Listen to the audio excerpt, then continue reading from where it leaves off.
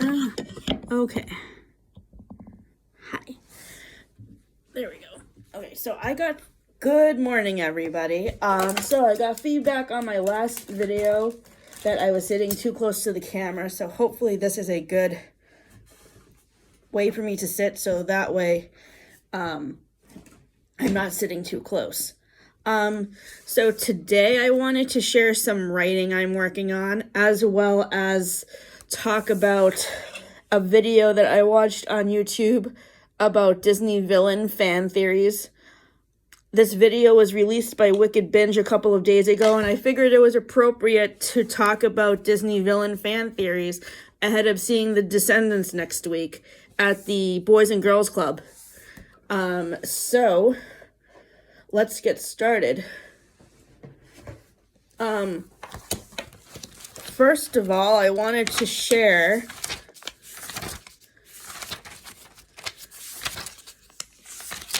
a poem that I wrote in my poetry group on Monday night with my church. I take a class once a month on Mondays called Poetry: A Spiritual Practice. When I first started the class, I thought that the class was going to be more related to, that the writing was going to be more religion-based. But basically, what our teacher Roy does is he gives us a prompt to write about, and then we just do 15 minutes of free writing on the prompt and then share out our poetry. So the theme that we had this week, or this month I should say, was superheroes. And I decided to do a character development introduction for the historical fiction that I am writing as a group story with my writing group at the Plus Company. For this story, we are writing a story that is set in the court of King Henry VIII during the time when Six the Musical is set. So my character's name in this story is going to be Alice. I have red hair. My skills are memory and lie detector. My Achilles heel is honest to a fault and doesn't lie.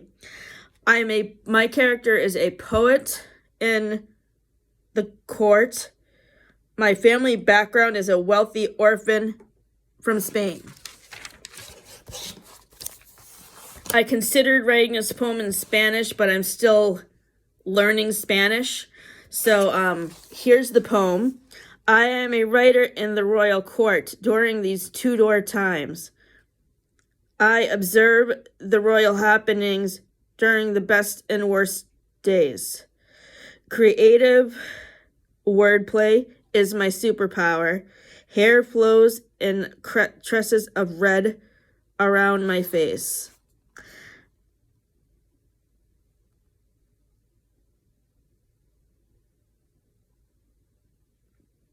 And words flow like a river all over the place. I feel words are my superpower, and this can change the world.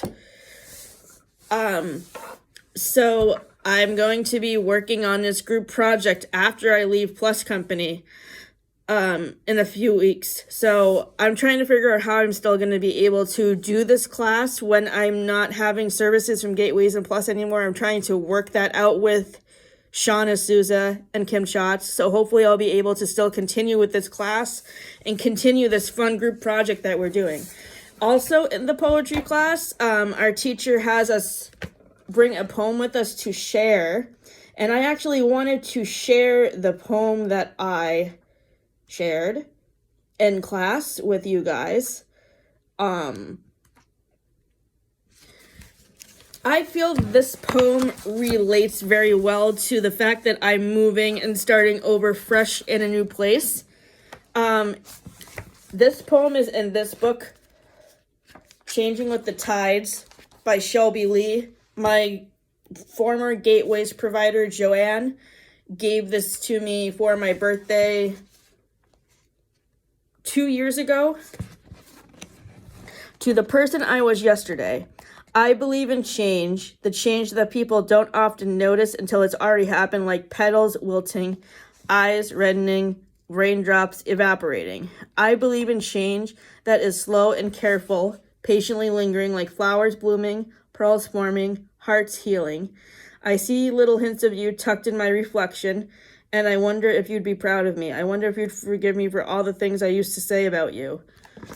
The reason why I chose to share this poem with my poetry class is because I feel it really represents the growth that I have experienced ever since the beginning of the pandemic. I am definitely not the same person I was at the beginning of the pandemic. I feel like I have grown a lot since then. So that's the reason why I chose to share that poem with my class.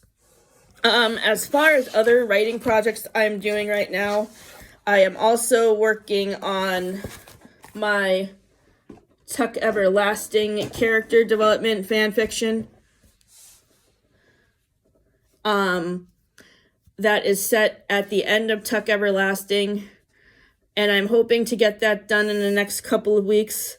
And I am also working on my children's book manuscript, which I am focusing more on as the time goes along, because as I finish working on side projects I was doing, like my Annie fan fiction, that's the crossover with Meet Me in St. Louis, and it's called A Very Merry Proposal, which is set at Christmas time in 1945, and this story features a double wedding between Annie and her fiancé and Molly and her fiancé, R.J. Sheffield, who is the grandson of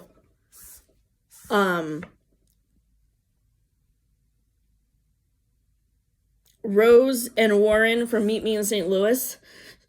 So the recent chapter I wrote in that story was about Mrs. Pugh passing away.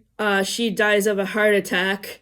And the next chapter I'm working on, like how I'm planning to have the story progress, is basically have each chapter be from the perspective of an older adult giving marriage advice to Annie and Molly as Grace is putting a scrapbook together for them. So I was thinking of these next series of chapters be letters that the other characters write to Annie and Molly. So the characters in this story that would be writing the letters would be Grace and Oliver, Roland's parents, and Roland's grandparents, and his aunts and uncles, great uncles, like Esther and John Truitt, and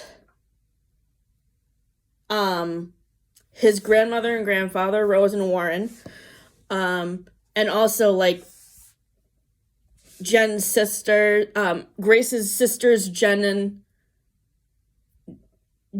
Melissa, and Jen's oldest sister, Catherine. And also Lon, his uncle Lon, and his aunt Lucille, who is Rose and Esther's older brother, and Lucille, the girl that Lon is at the Christmas dance with in the musical of Meet Me in St. Louis. I forget the character's last name in the play.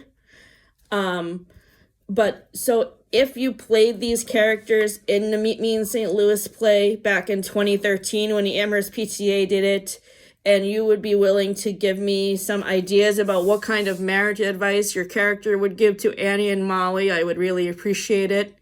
It would really help me with that. And I'm hoping to get this fan fiction done by probably the end of February or beginning of March, so I can fully focus on my children's book manuscript. So on to the Disney fan theories now. Oops. The first fan theory that they talk about is Vanessa is another form of Ursula. Wicked Binge said that this theory is not true because there are different sources of the Little Mermaid story that say that it's not true. But I think it could be true. I mean, one source material they didn't really mention is Once on This Island, which is a recent musical that came out that is basically inspired by the Hans Christian Andersen fairy tale that The Little Mermaid is based on, in which Prince Eric does marry another woman, but it's not Ursula. It's somebody else completely different from that particular play. I saw Once on This Island at the Amato Center a couple of years ago. I do not remember the name of the character that the prince, who is representative of Prince Eric's character, marries. I forget the name of that character. But it's not Ursula because in this version that is loosely based off the Hans Christian Andersen fairy tale of The Little Mermaid, there is no evil sea witch in that musical. So the next Disney villain theory states Facilio's friends on the other side are other Disney villains. Now, these are all the shadows you see in the background of the song Friends of the Other Side and Princess and the Frog. When I have watched Princess and the Frog and paid attention to that particular scene, I didn't notice any shadows of other Disney villains, but what I did pick up on was that there was a shadow that looked very similar to Peter Pan, who is obviously not a Disney villain, but it looked very much like his shadow. And as you know, at the beginning of the Peter Pan story,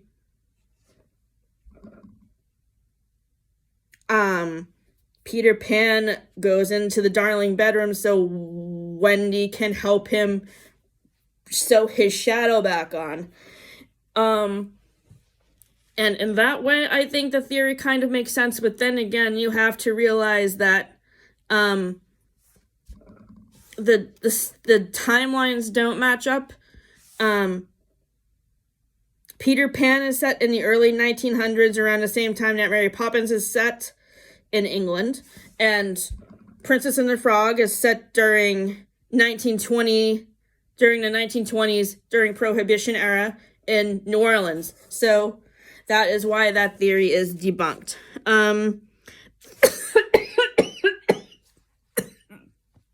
Sorry. The next couple of fan theories have been discussed before in other videos that they have done about fan theories, where they have focused on the specific movies like The Little Mermaid,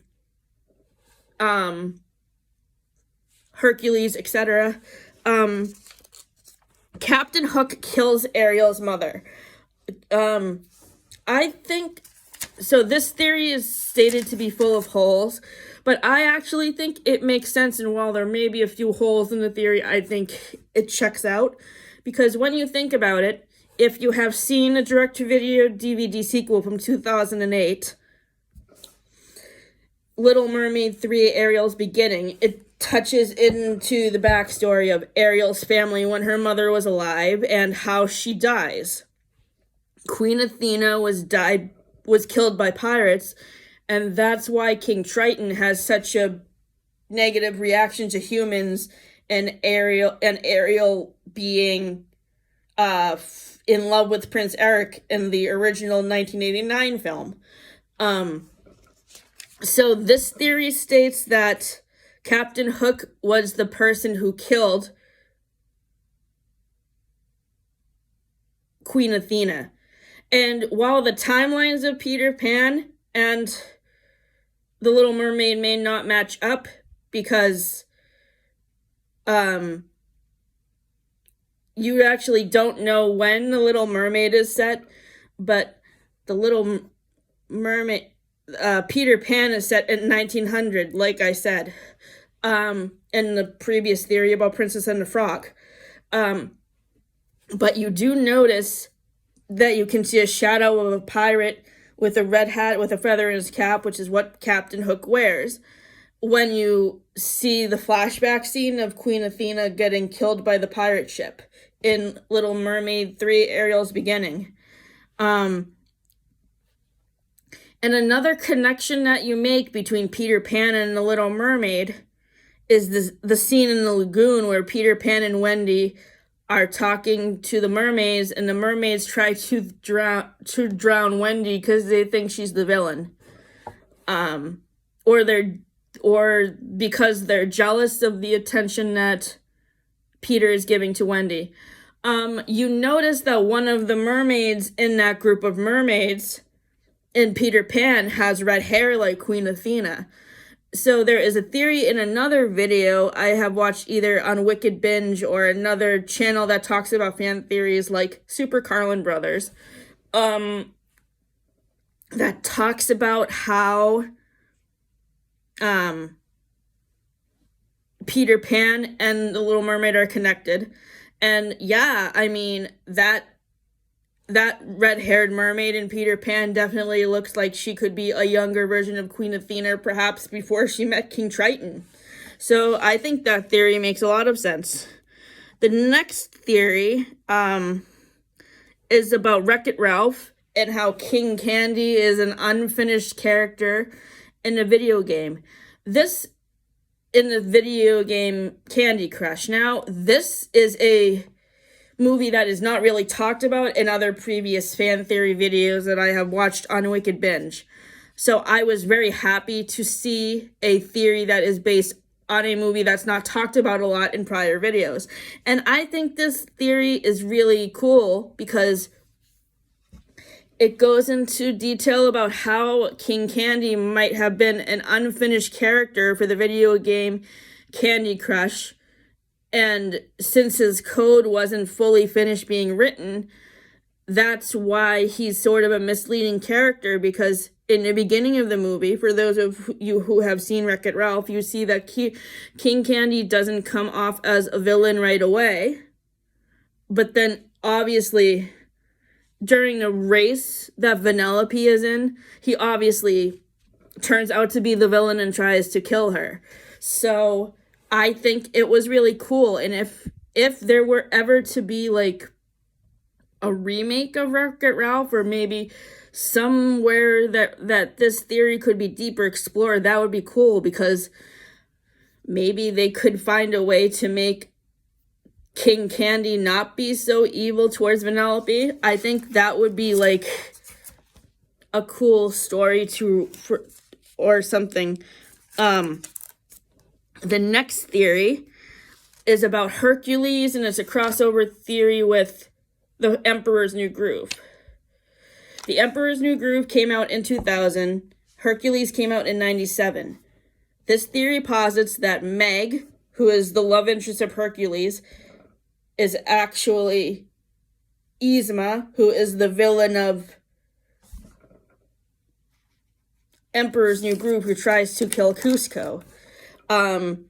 This was mentioned in a previous video about crossover theories between Hercules and Disney movies, that Hercules and other Disney movies that Wicked Binge did probably 3 or 4 years ago, that I've talked about before, maybe in another video.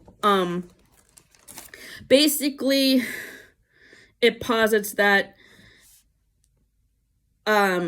Hercules, Meg, who is the villain of Hercules, grows up and turns into Yzma, and the video about Hercules theories goes into more detail about this theory, but I mean, I see so many similarities between Meg and Yzma's characters when I have watched both of these movies. I didn't watch them back to back simultaneously, but when I first watched the video about Hercules theories and then went back to later watch these movies with that theory in mind, I think the theory does make a lot of sense that Yzma could be an older version of Meg, because their character types are very similar. Their attitudes are very similar. Hercules and Kronk are very similar personality type characters too. So you could see why there was chemistry between both of those characters. So I think that would be a really cool thing. The next theory is that Gaston, the villain from Beauty and the Beast, is actually like another version of the Beast persona. This is very interesting, and it's proven in other Beauty and the Beast media, I guess. I've never read the book The Beast Within, which is the second book in the series about Disney villains. So far, the only book I read in that series is Poor Unfortunate Souls, which is about Ursula. But this theory about the Beast and Gaston being similar characters posits that if the Beast had continued along his rude path, he would have eventually turned into Gaston, which makes sense because when you think about it, Gaston and Prince Adam, before he's turned into the Beast, are very similar, have very similar personalities. And this theory also states that the Beast and Gaston were friends. So I mean, I guess that could make sense too. And another video that I watched on Wicked Binge's channel, that's an older video about Disney Princess Dark theories, basically talks about how Belle created the character of the Beast in her head because in this theory, she apparently ends up marrying Gaston, and she creates the vision of the Beast in her head, trying to like reform how rude of a character Gaston is to make him be nicer or something like that, which that makes Belle into a very sad character. That makes me feel bad for Belle, that she would have to create an alternate version of her husband to try to improve her. But yeah, I think that theory is cool. The next theory is really neat. It's about Hades' hair color. Hades is the villain of Hercules. He is voiced by James Wood in the movie. And this theory says that basically the flames at the top of Hades' head represents his emotions. So if the flames are blue, that means he's happy and calm. But if the flames are red, it means he's like angry and really frustrated and upset. And I mean, I can see this theory definitely being true in Hercules, because if you observe his demeanor in certain scenes, you can see that in some scenes he's happy, but in scenes when he's like angry at pain and panic, you can see his rage. And I think James Woods captured the character of Hades very well in Hercules. If you have not seen Hercules in a long time, I would recommend you go back and watch it. When I first saw it when I was a teenager, I didn't really appreciate it very well, I don't think, because A, there's a lot of adult humor, and B, it's about Greek mythology. And I didn't know a lot about Greek mythology when I first saw Hercules. But now, having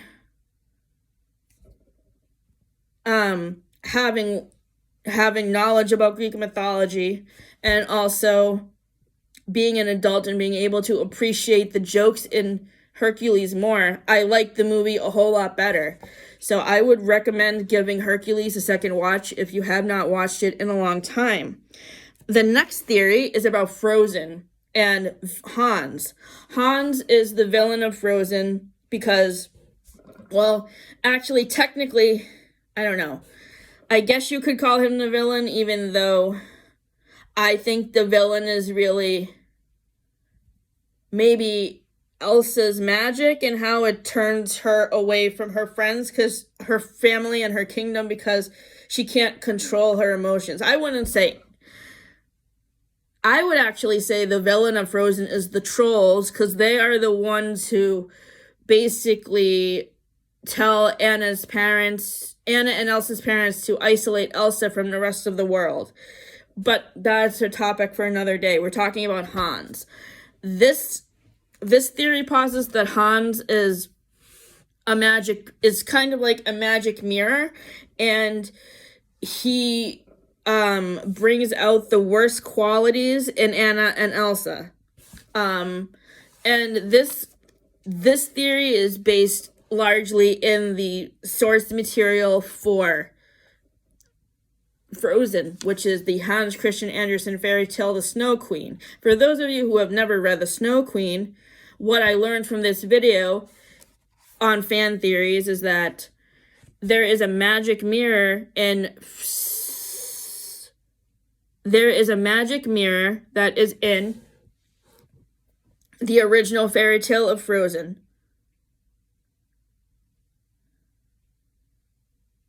That brings out the worst qualities in other characters, and that is what this theory is positing that Hans does. Basically, it brings out Elsa's anxiety and Anna's worrying about her sister, because you never see Hans by himself. You see him with other characters. You see him as the leader of a group of other characters. So I just thought that theory was really cool.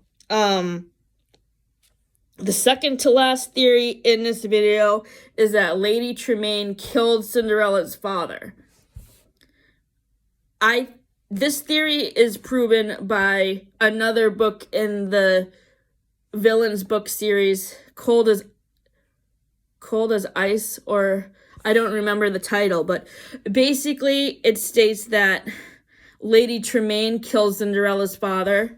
Not just killed him, murdered him for his money. And I really think that makes perfect sense, because I think even in the live action movie that came out with Lily James in 2014 or 2015, it is alluded to by the stepmother character, played by Cate Blanchett, that she murdered the dad for his wealth and riches, and didn't even really care about how it affected other people. And this makes Lady Tremaine's character even meaner than I originally thought she was, and it makes me dislike her more. And then the final villain fan theory is about Scar from The Lion King, and how his rule kind of ruined the kingdom because of the natural effects that it had, like with the drought and everything. And yeah, you can definitely see how this happened, because after Mufasa dies, there's a drought and no rain for like several years, and then they run out of food. And then once Simba comes back and takes the throne back from his uncle, everything is restored again. So yes, I think that fan theory is very true.